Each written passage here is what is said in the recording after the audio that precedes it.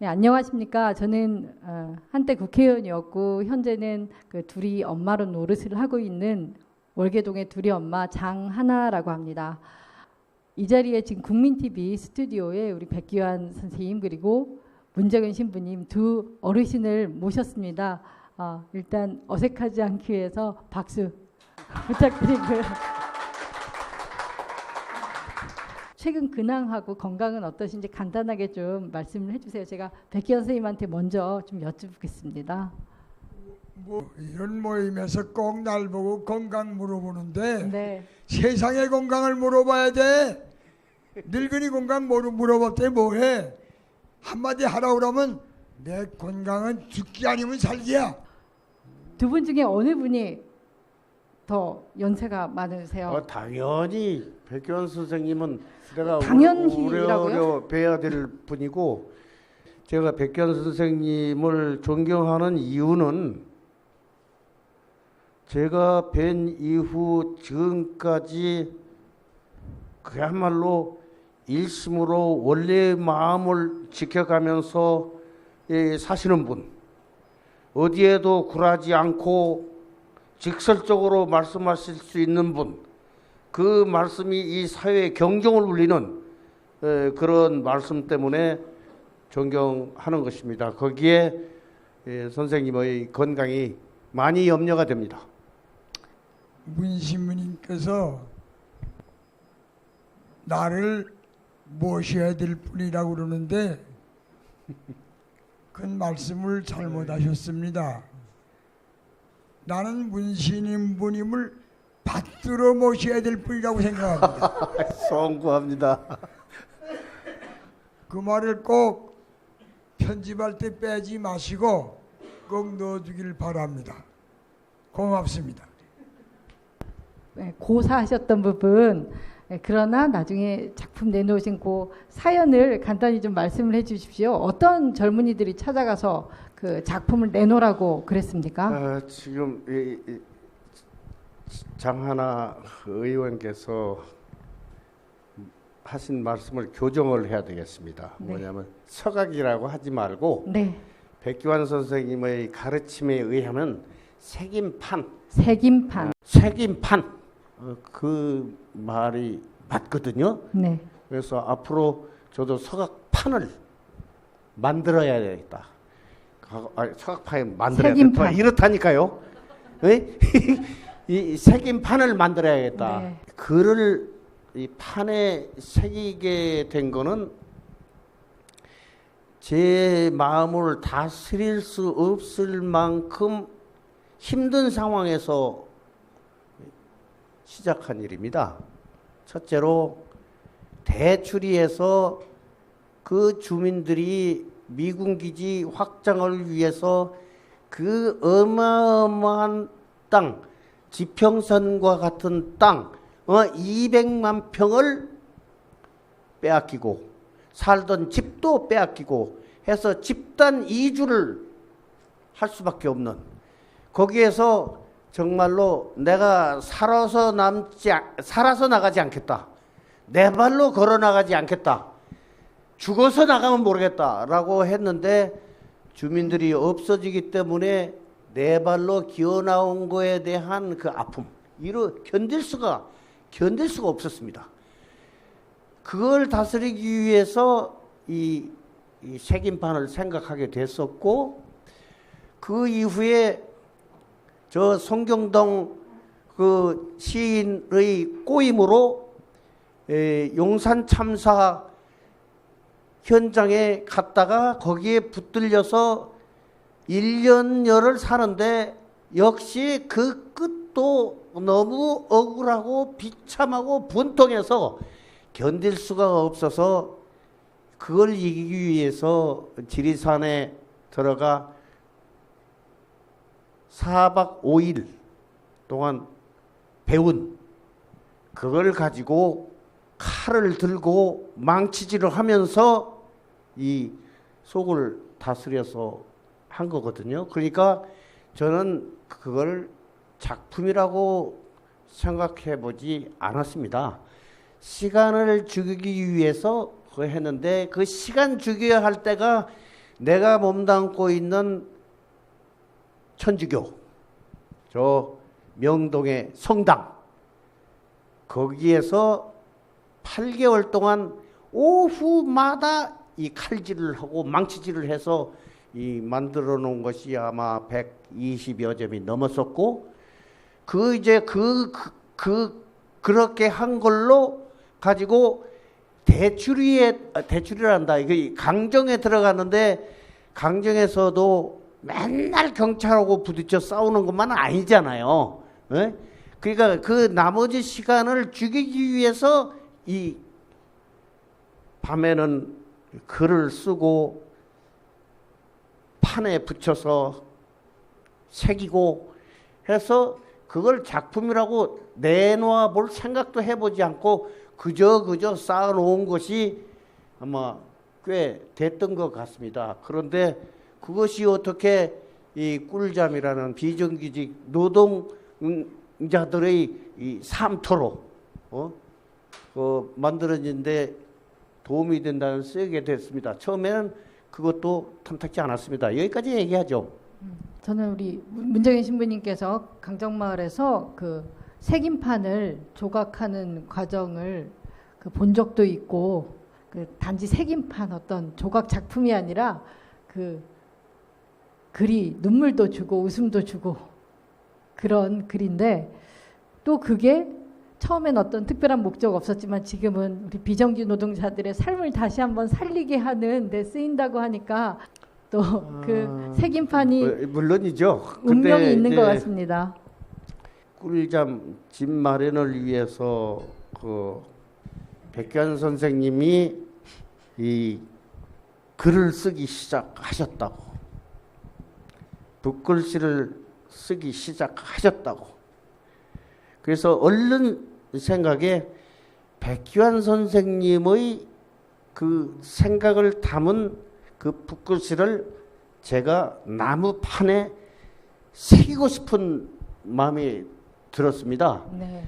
근데 이게 사실은 그렇게 해서 이 색임판을 내놓을 마음을 먹게 됐고, 근데 그 작품이라고 생각하지도 않았던 이 나의 일들이 특히 이 서울에 와서 고생하는 그 비정규직 노동자들의 쉼터, 일터가 된다고 하는 데는 이제 큰 보람이 되는 건데, 이제 이걸 누가 사갈까? 그런 걱정이 없습니다만은, 아까 백규환 선생님은 이건 500만 원짜리야.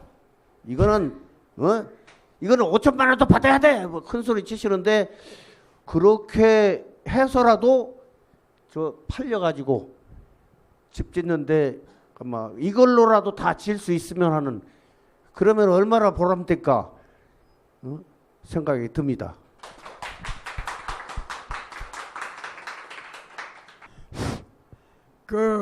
이 방송을 보고 듣는 시청자 여러분, 우리 꿀잠이라고 하는 비정규직 노동자의 집을 하나 짓고자 하는데, 그래서 우리 문정현 신부님의 색임판하고 백아무개 할아버지의 붓글씨를 구경하러 오실 겁니까?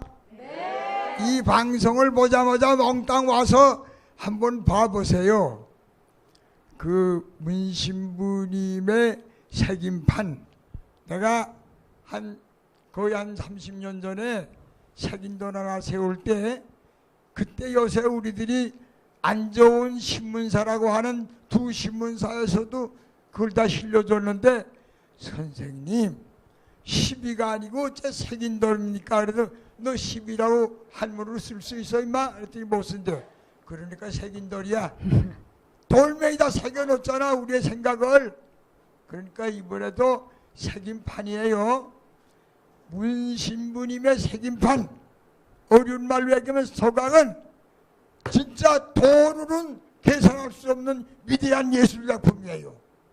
와서 다 보시고 그 없는 돈은 좀 털어서라도 하나씩 가져가시오. 돈이 돼야 꿀잠이라는 집을 하나 짓지 않겠어요? 구용들 오세요. 네. 백기환 선생님께서 우리 문정현 신부님 처음 언제 뵀는지 또 아니면 오랜 세월 가까이서 멀리서 문 신부님 지켜보면서 받은 인상이랄까 아니면 여기 시청자분들한테 혹시 알려주고 싶은 어떤 사연 있다면 간단히 좀 말씀해 주세요. 됐어. 문정현 신부님은 이렇게 개별적으로 만날 수 없는 분이야. 원체 거룩하신 분이니까 싸우는 현장에서 만나 뵀지 뭐. 그때부터 존경하게 됐어요. 간단하죠? 네. 신부님도 아까 좀 말씀하셨지만 예, 백기환 선생님 만나고 우리 시청자분들한테 혹시 소개하고 같이 알았으면 하는 이런 사연도 있으신가요? 두 분 사이에? 백기환 선생님을 집회 장소에서 뵙게 되는데 옛날 같은 백기환 선생님이 건강이 아닌 것 같아서 참 마음이 아픕니다. 그럼에도 불구하고 연단에 올라가시면 그냥 하늘을 찌르고 사람들의 가슴팍을 찌르는 그런 그 말씀. 건강하시면 얼마나 더 세게 사람들의 마음을 후빌 수 있을까 하는 그런 아쉬움이 있습니다. 그래서 앞으로도 좀 건강을 잘 유지하시고 값진 말씀을 세상에 외쳐주셨으면 좋겠습니다. 선생님의 말씀은 외침이라기보다 절규 그 자체입니다. 이 절규를 듣는 사람들 하여금 외면할 수 없도록 건강을 걱정하고 있습니다. 여기 계신 두 어르신께서도 그 작년 11월에 민중 총궐기 때 무자비하고 야만적인 물대포를 정말 몸에 직격으로 맞으시고 그 자리에서 바로 쓰러지셔서 사경을 아직까지도 헤매이고 계시는 그 백남기 어르신의 얘기도 전에 들으셨을 거고요. 과거로 돌아간 듯한 이 세상을 젊은 사람들이 어떤 힘으로 어떤 생각으로 싸우고 헤쳐나가야 될까요? 진행이 좀 빨라. 독점자본주의가 위기에 몰리자 그걸 몽땅 전 세계 노동자한테 들씌웠단 말씀이에요. 근데 씌우는 방법이 하나가 정규직과 비정규직 노동자를 둘로 갈라놨어.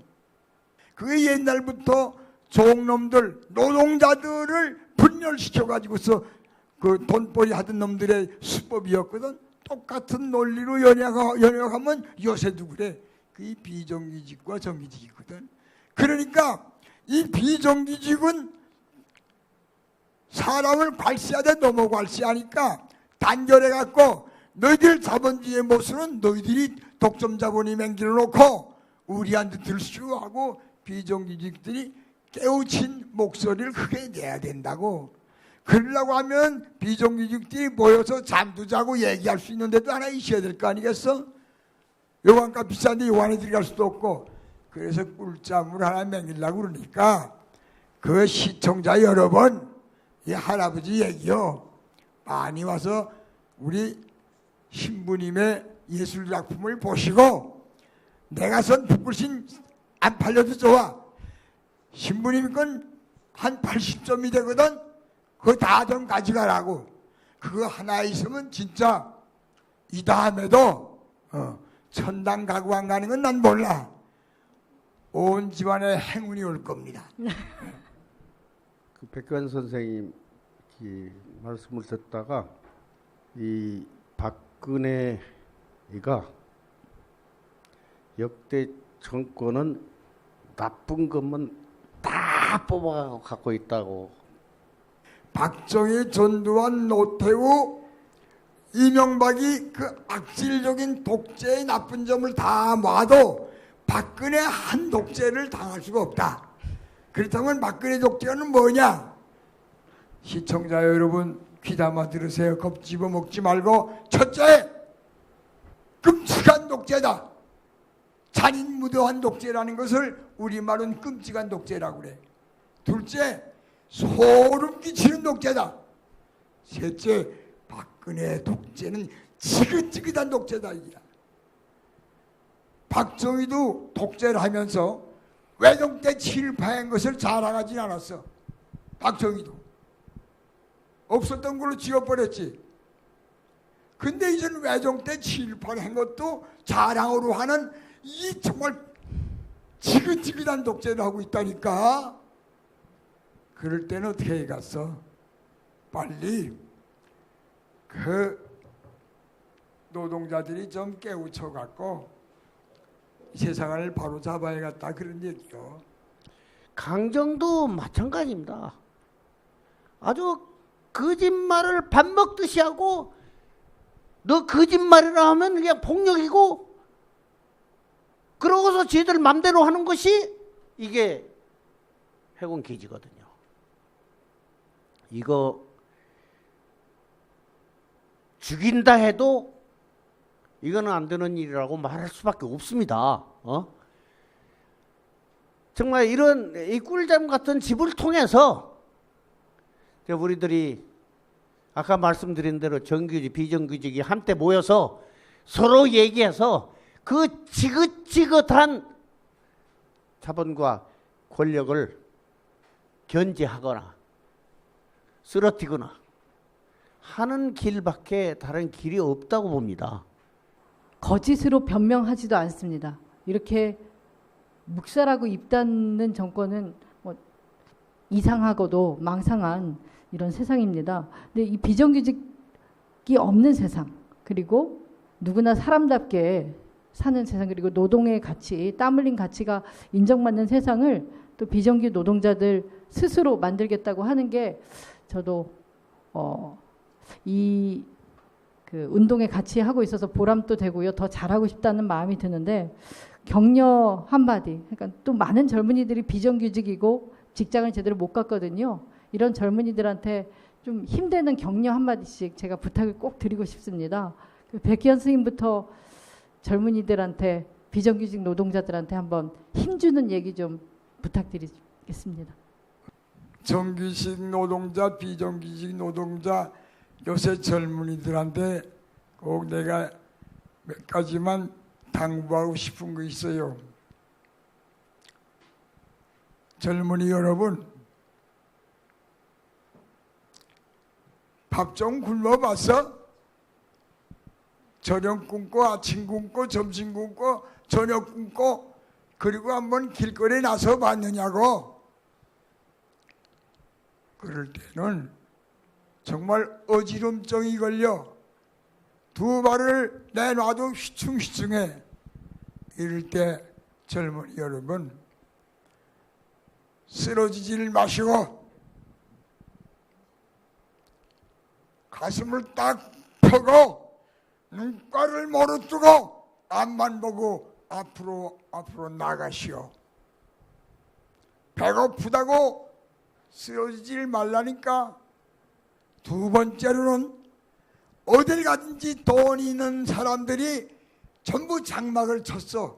댐벼락을 치고 큰 감옥처럼 맹길었어. 뚫을 데가 없어. 그래서 앞이 안 보인다고 하더라도 딱 눈가를 멀어뜨라 이 말이야. 그리고 딱 앞을 뚫어보면 벽도 뚫을 수 있어.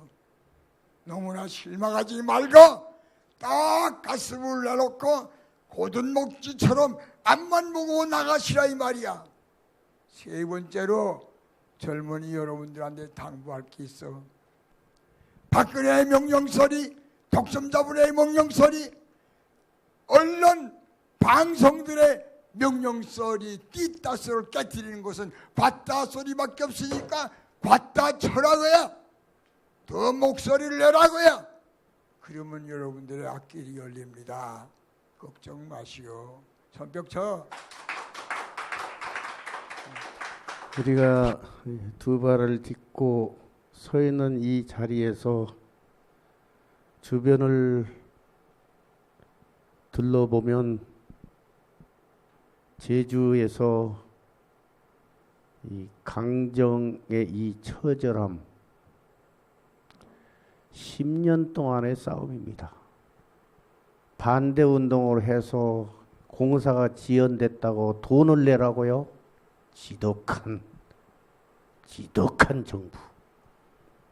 동정의 마음이라도 있어야 되는 거고, 동정의 마음이 있으면 한 발짝 다가가게 되고, 가서 직접 보게 되면 무엇인가 할 수 있어야 되고, 이런 마음이 있어야만 희망적인 사회, 사람 살 수 있는 곳이 되지.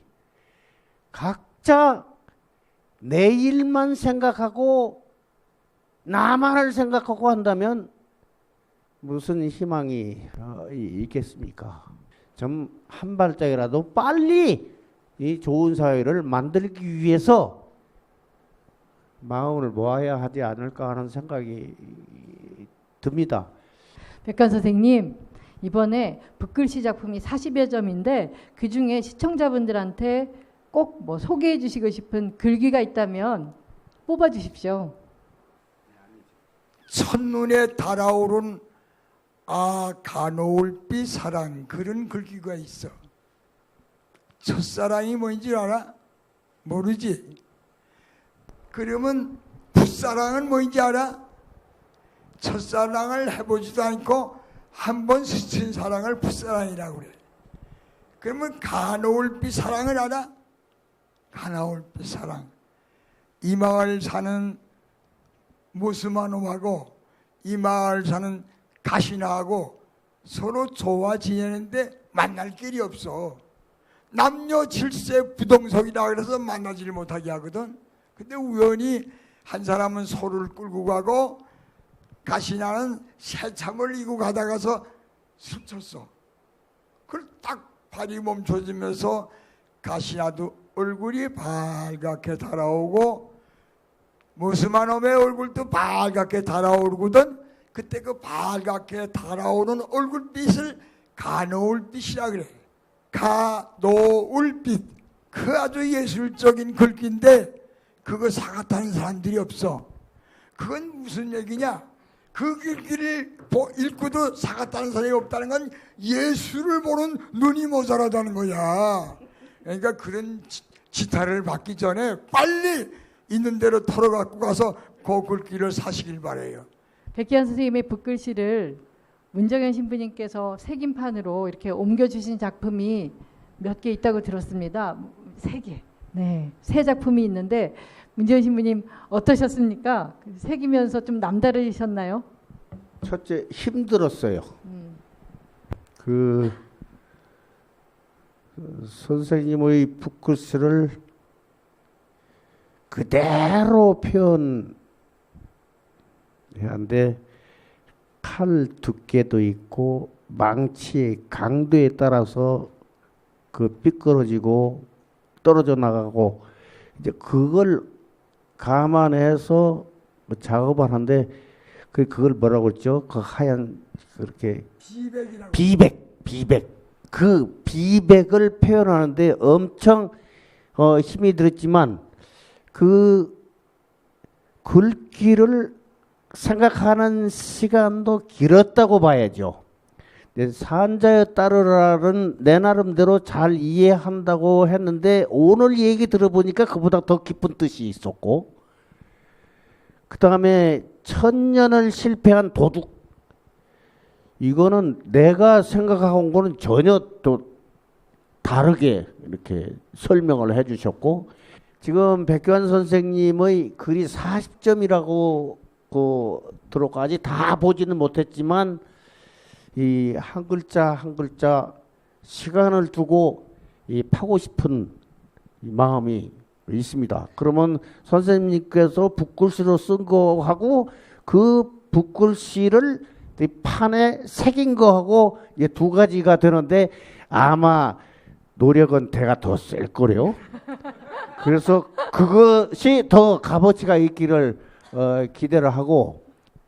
네, 아까 천년을 실패한 도둑이다. 빅견 선생님께서 써주셨는데 저도 사실 쉽게 이해가 되는 문구는 아닙니다. 간략히 설명을 근데 해주신다면. 백규환 선생님은 오랜 동안 그 생각해서 그 분출된 그 말씀이라 그런지 그렇게 좀 마음에 와 싹 닿으면서도 백규환 선생님 뜻과 전혀 다르게 이해할 수 있는 경우가 많다고 생각이 듭니다. 그 우리 신부님 전시회에 와 보면은 천년을 실패한 도둑이라고 하는 글귀가 있어요.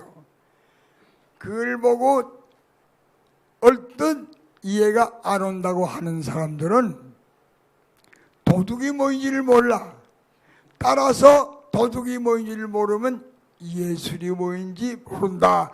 나는 그렇게 주장하고 싶어요. 그러면 그 글귀 뜻은 뭐냐 그야. 천년 동안 어떻게 실패만 한 도둑이 있냐 그야. 좀 도둑이라고 하면 성공하는 자도 있을 텐데. 그런데 이런 거요. 그 글귀를 보면 도둑놈.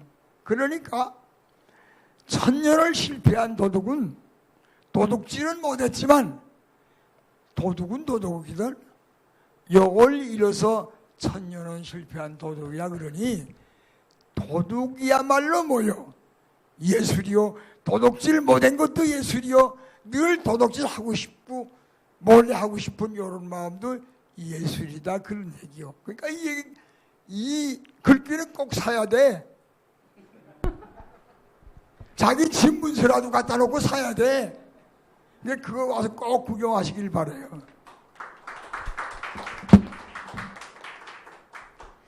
아까 서각 작품, 서각에 대한 얘기를 하셨는데 그것 말고 요새 강정마을에서의 삶, 그리고 그 전부터 대출이 말씀도 하셨고 용산 얘기도 하셨고 정말 이 길 위에 서 계신 지 너무 오랜데 그 얘기 좀 들려주십시오. 우리 시청자들이 많이 궁금해합니다.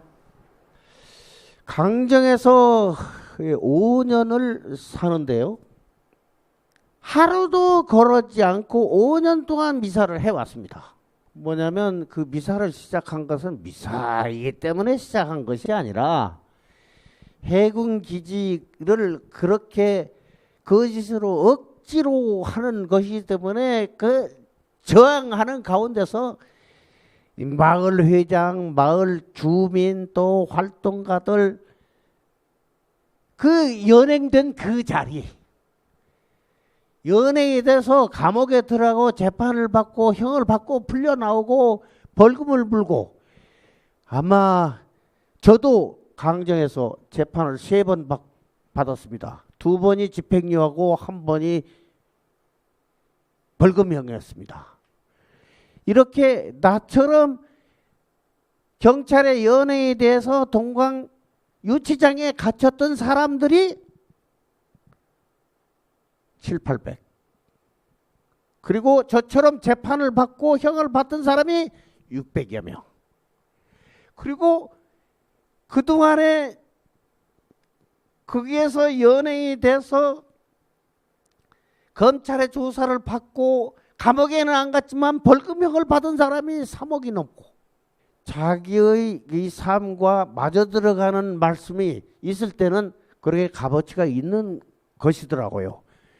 박근혜가 꼭 좀 봤으면 하는 글귀, 박근혜한테 해주고 싶은 글귀가 있다면 혹시 떠오르는 거 있으세요? 제가 두 분한테 그 질문 마지막으로 드리고 싶은데요.